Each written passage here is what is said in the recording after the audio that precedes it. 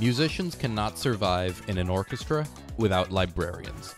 They do so much behind the scenes to make what we do possible, and while I could easily just make a video outlining bullet points about what they do, I figured it would be way better to talk to one. I got in touch with my old friend Bronwyn Hagerty, who is the Orchestra and Training Programs Librarian at the Detroit Symphony, to get to know this world a bit better. And at the end, she'll give me a little quiz to see if I have some of what it takes to do the job of an orchestra librarian. I did okay on the trivia, but I really don't think I have everything it takes to do this job. The best part, though, is that she also happens to be a great cellist, so she is the perfect guest to have on this channel.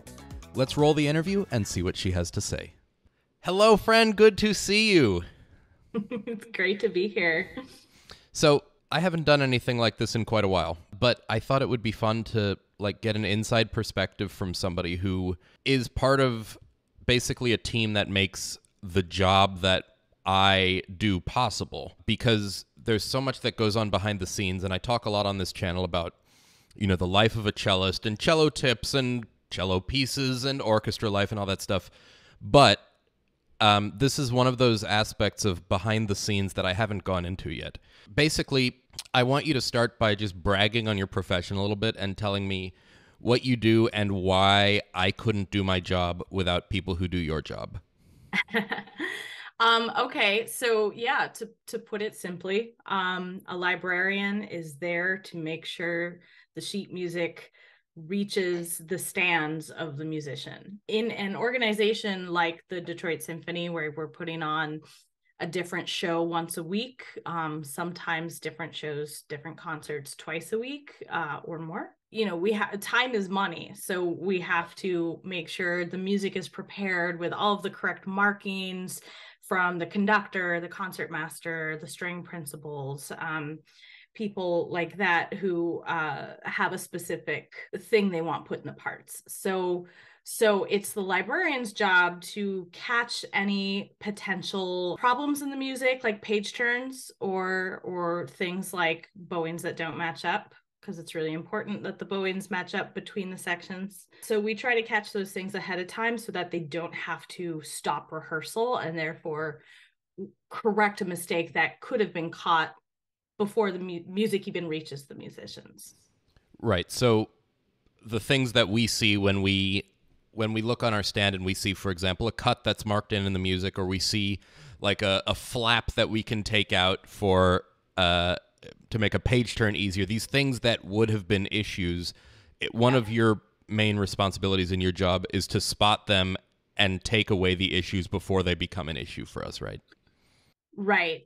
And you'd think that, that would be corrected before the piece reaches publication, but sometimes we deal with music that's really old, or we have an edition that's has since been corrected, but those corrections might not be in our set that we had owned previously. So yeah, we just try to make sure everything is good.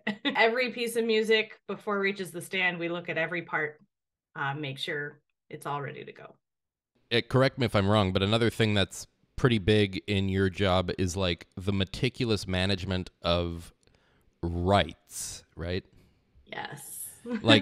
Because for the folks at home, if you want to play Scheherazade or you want to play Beethoven 5, you can go on IMSLP, you can download the part. But if you want to perform, let's say, a piece by Oliver Nussin or by Sarajevo, you can't buy that stuff, can you?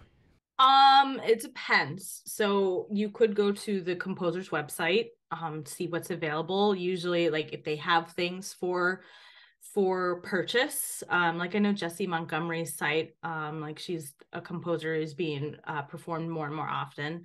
She has a lot of her pieces available for purchase, but it might be, I don't know in what circumstance that if you're allowed to perform it. I think you might have to pay performance rights every time you use it. But the composer's website is always a great place to start, because if it's not available for purchase, you can at least be directed towards their rental company or whoever they work through to find that solution. But that's what I'm getting at, is that like a lot of the things you don't even get to keep. You have to rent them, and then you have to make sure that you like take everybody's markings back out of it.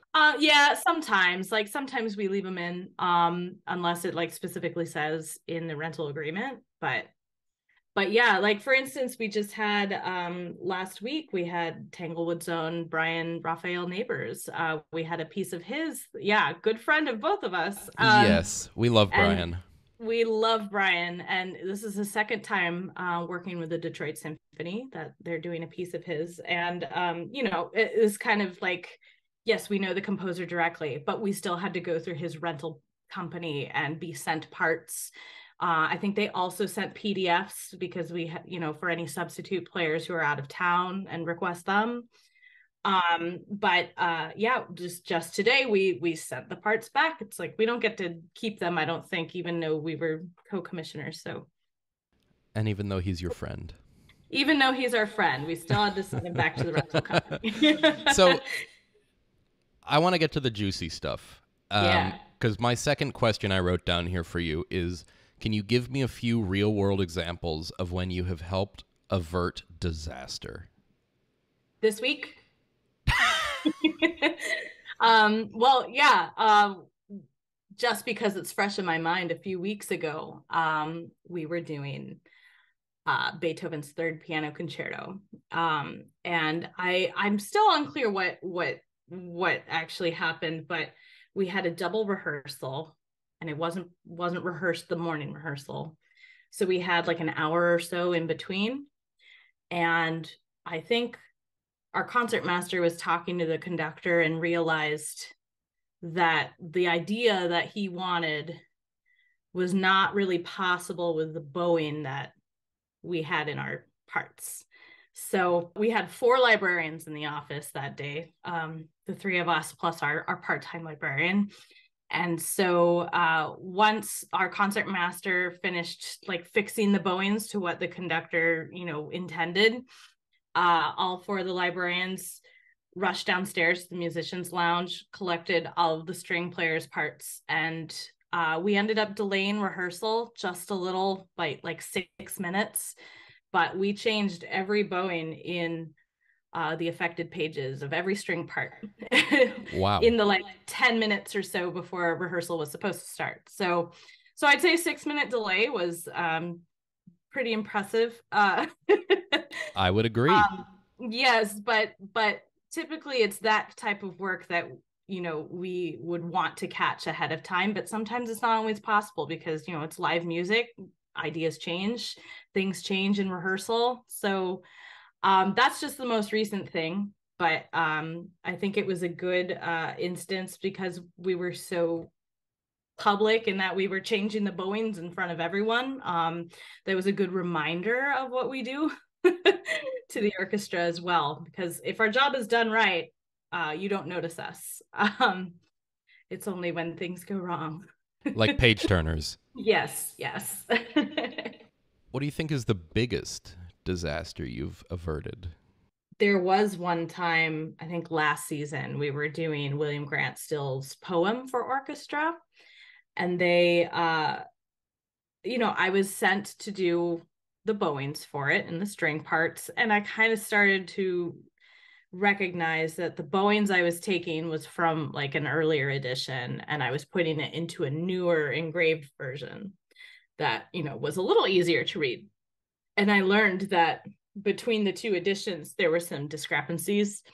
And so part of me was like, oh, well, my task is just to bow the music. So maybe I'll just bow the music and let sleeping dogs lie. But, you know, the more I realized, like, no, I should bring this up, not realizing the can of worms I was about to open.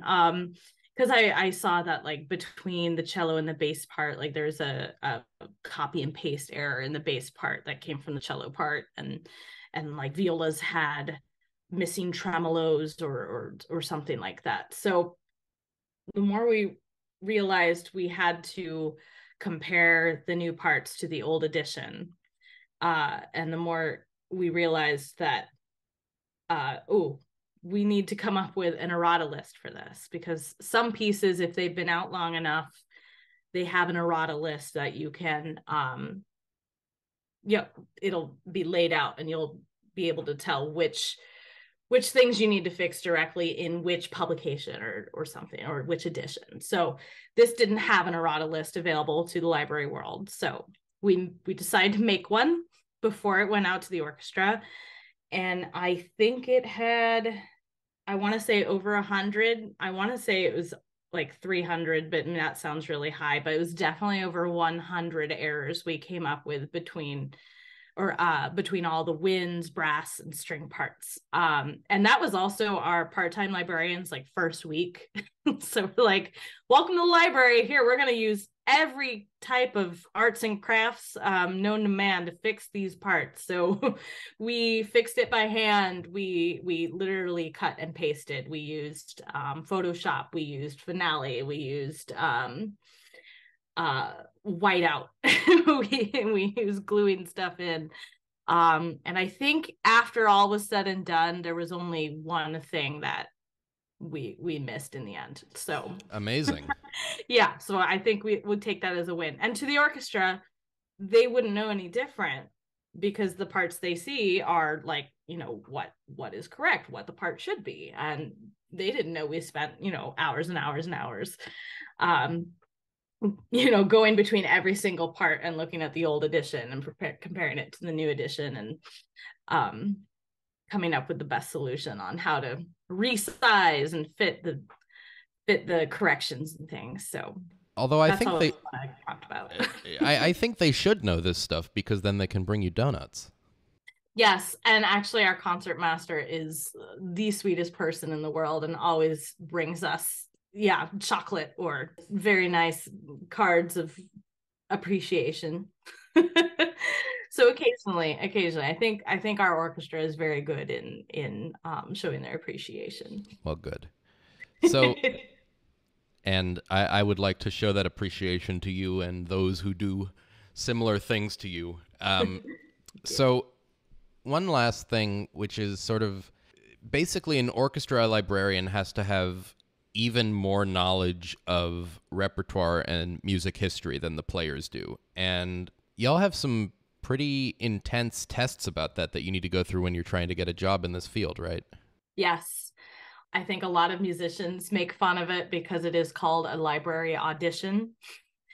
But it is a very intense process. And depending on the organization, there can be several rounds. There's usually a test involved. In the time of the pandemic, it's been more like take-home tests. But I've done both take-home and in-person tests, and sometimes they can go for 2 hours. And it's kind of like a music history test in a way, in theory. I mean, like I said, every organization is different, but there's usually transposition on there, sometimes handwritten, where you have to hand transpose, also to show your hand engraving, just to prove that you know how to write music, I guess. Bowing, how to transfer markings. And then some of my favorite stuff on there is more like historical, like symphony nicknames, like Mozart 35 is the Hofner, and Tchaikovsky 6 is Patatik, things like that. So symphony nicknames, unusual instrumentation, like the planets has so many auxiliary instruments like bass oboe or alto flute, euphonium, things like that. But then there are also like hypothetical situations, just to see how you prioritize and how your brain works. Like, oh, if a conductor calls you in 30 minutes before rehearsal and wants to change or make add a bunch of cuts, like how would you communicate that to the orchestra? Or at the same time, like the second oboist comes in and needs a page turn fix, and then you get a call from a guest conductor who's conducting 3 months from now, needing an instrumentation list or something. So kind of like, how do you prioritize that? How would you approach that situation? So triage. Yeah. And thankfully, like that, getting you to think about that has helped me in situations before, on how to prioritize when you're under intense pressure. So But yeah, other things on the test, like foreign terms, lots of them, like percussion terms. Like we often have, like, I'll be nerdy right now, but we often have like books with like Oh, percussion terms. But yeah, A to Z of foreign musical terms. And if you ever play things like pieces like Mahler symphonies, and you know that everything is written in German and is very like the instructions are very specific. ja, Like voll. Ja, voll. play half of the section, uh but only slowing down by a millisecond, like like When when uh, when Mercury is in retrograde. yes, Um, exactly. And you're like, what in the world? So often, like somebody would probably go to a librarian and be like, hey, can you come up with a list? Because thankfully, at least for Mahler symphonies, a lot of publication or publishers include a glossary of terms or things. Dover is nice about that. Yes, yeah. But yeah, I don't know. I think library tests are fun because I love trivia. So to me, it's kind of like a big game of trivia. Yeah, sometimes I've had, at least on the take home test, they've asked you to like come up with a budget spreadsheet for like a fake program or something.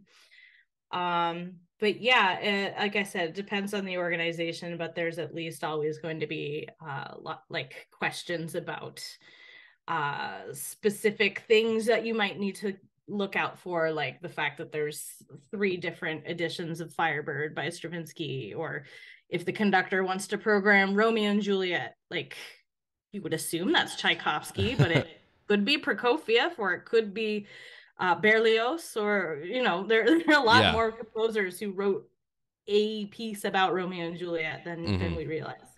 So, Yeah. if you will indulge me, I want to know if I had better handwriting, I could do this job. So, can I have like a little pop quiz? Ooh, like like a pop library test, Yeah, or like terms, symphony nicknames. I yeah. want to see if I can do this. Okay. Let me think. Of course, there are a ton of Haydn symphonies that have Oh, nicknames. geez. Haydn 101. Is it London? Wait, no, those are like, there are a bunch of London ones, right? You know what? Yeah, the later ones are the London Is symphonies. 101 drum roll? No. Uh-oh. Okay, I'm right. I just wanted to make sure I checked. Make sure I didn't cause false information. You want to know? Is it a city? No. Is it a county? No. Is it a municipality? No. Oh. Is it an animal? No. Is it smaller than a bread box? Depends. What, on how big your bread box is?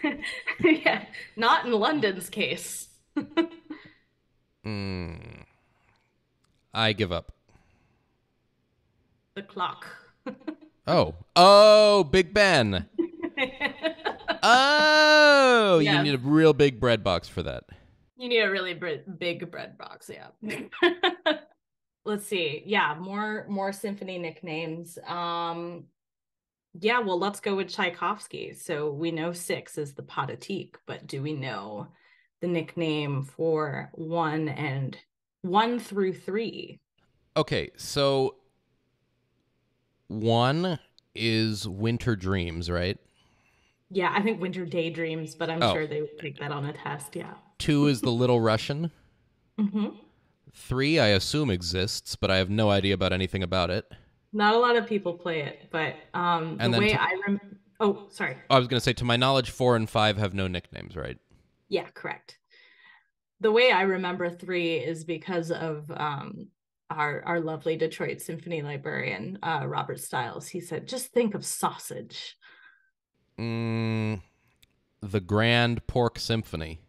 The Polish Symphony. Oh. I like mine better. Yeah, I like yours too. But yeah, that one I think is probably the least performed. But Polish sausage reminds me I should go to Costco and get myself one of those. yes. Some more questions could be like name the keys or opus numbers of all the Beethoven symphonies. Okay. Oh, sorry. Yeah, you want to take a crack at it? First symphony, I believe, is Opus 21, Mm-hmm. and it is in F major. F major. Oh, F is major. it? Wait. No, it's in C, but it Yeah. starts off tonic on a 5/7 of 4, which makes you think it's an F major. Oh, okay. So that's the Two next level. two is, I don't remember what. Oh, what opus is 2? Yeah, I'm 35? forgetting. Wait, you know what? I think I wrote it all But down in one it's in journal. it's in D major. Yes. I'm remembering my keys more than my. Oh, here we go. Okay. I wrote them out. I love this. The way I remember it is the first three are kind of in a row: C, D, and E flat. Right. But what opus is 2?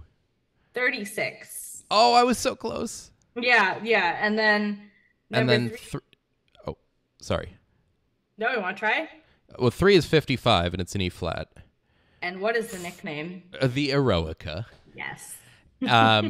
Dedicated to Napoleon before Beethoven changed his mind and then scratched out the Yeah. name. And then 4 is Opus. Ooh. Is 4 Opus 60? It is. And it's B flat. B flat. That's right. 5 is 67. It has about 1,000 nicknames. And it's in C minor. 6 is the following Opus 68. It's the Pastoral in F major. 7, to my knowledge, has no nickname. Opus 92, A major. Yeah. 8 is... Which we're doing this week at the DSO. You should tune into the webcast. It is a good song. And yes, Yes. everybody watching this at home, assuming it comes out before this has happened, do that. And if it's already happened, tune in to all of their other webcasts. Yes. It's probably available in retrospect. 8? Ooh. Is Was 8 the year I was 96? born. No. I remember 8 because it's my birth year. I do not know your birth year. That's okay. 93. Okay, Opus 93. It is also in F major, right? Yes. And then 9 is in D minor, eventually D major, and it's 125. Yes. And what's that nickname? Oh. Wait a minute. Oh, the choral. Yes. Yeah. I know, right? Like you think like some of these questions would just be very like they would just come to you after years and years of studying, and then you're like, wait, what? Well, that's really impressive though. Like that you know your Beethoven opus numbers. I definitely learned the keys before I learned the opus numbers, but I don't know. It might come in handy. I have had tests where I've studied those, and then they asked me about Dvorak symphonies instead. So I'm like, I put my energies into the wrong composer. Because Dvorak also like he had like different catalog numbers, like was it 8 and 9, 7, 8 and 9, I think, or 4, 5, and 6, or something like that. Maybe. I remember seeing an old like 78 record of Dvorak 9. It was titled like Symphony Number 5 from the New World or something. Yeah. So yeah, they were recatalogued later.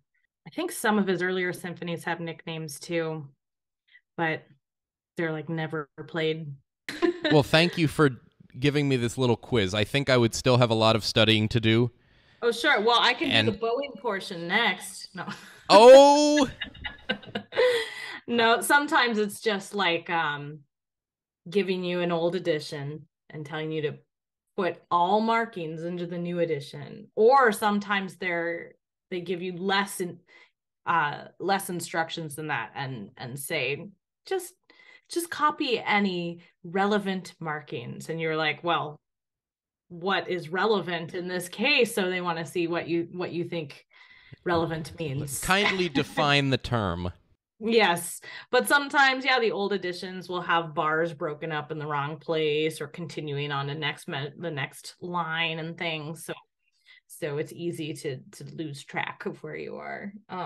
Or sometimes it'll be like, this sforzando is one note sooner in the new edition, and if they say put all markings, then you have to move that sforzando one note later, things like that. Oh man. Detail oriented. It is a very detail oriented job, and I thank you and those who do the jobs that you do from the bottom of my heart for helping to make what my colleagues and I do on stage possible. Yeah, well, it's my pleasure. I really enjoy being in that part of the process, because it's really cool to be working on a piece of music for hours and hours, and then like seeing it come to fruition and be like, oh, the page turn worked out so well, or well, that transposition. Actually, one of the coolest things was for our season opener, and our music director Yader Binyamini wanted this really cool trumpet thing at the end of Debussy's La Mer, and that's sometimes done, but wasn't in our parts. So we had to make inserts into the trumpet parts and other brass parts. And then when I went to the season opening concert, it was really cool to be like, I did that. They sound so cool. Nice. I love it. Just a little personal moment, that nobody else in the audience felt, but yeah. I love it. And it's a wonderful feeling to be able to take pride in the work that you do in that way. Yeah. So, before I let you go, do you have any final thoughts that you want to share? I'm not sure. I mean, I think, a lot of people stumble into librarianship kind of because the opportunity arose, or like, your orchestra just had the opening and you were the best person to fit that position. It's normal to kind of come into it that way. And there's lots of online resources, and there's a whole community, the Major Orchestra Librarians Association, MOLA. They are a wealth of resources and support. So if you are the librarian for your orchestra and you're not a MOLA member, I'd highly suggest becoming one, because online you'll have access to all of the errata sheets, but also there's like a librarian 911 alert, so that if somebody shows up to rehearsal or a concert and forgets their music and you don't have a scan of a part, you can send out the alert and hope that somebody does have access to the part that can send it to you right away. So it's a really cool, even though it seems like a kind of introverted position, there's a lot of support out there and people who know exactly what you're going through and can help you out. So it doesn't seem like an isolated position in that regard. And as you know, I'm very extroverted, so it seems very very backwards, but it's kind of nice. It's a very good creative outlet away from performing, yet it's still a very important job in the symphonic world, which is why I really like it. Yeah. Well, I'm glad that you're doing it, and I can't thank you enough for being here today and chatting, sharing insights, and teaching both myself and anybody who's watching this at home a little bit more about what goes on behind the scenes at an orchestra. Yeah, well, thanks so much for having me. Happy to answer any other questions that may come, I guess, through you. So I will be your conduit. Yes. Well, thank you very much, Bronwyn. Yes, of course. Thanks for having me. And with that, we've come to the end of today's video. With a million thanks to Bronwyn Hagerty, I hope that y'all enjoyed it. And before I head out for the day, I just want to let you know that if you're an adult who is not a cellist but you're interested in learning, I have a course for you. It's available either by visiting the address shown on screen or by clicking the link in the description. It has all the information that you need to get started playing cello, even if you've never played an instrument before, even if you don't know how to read music yet. And if you're still hungry for some more cello and music-related content, I, as always, cordially invite you to check out these videos here. Thank you so much for watching, and I can't wait to see you in the next one.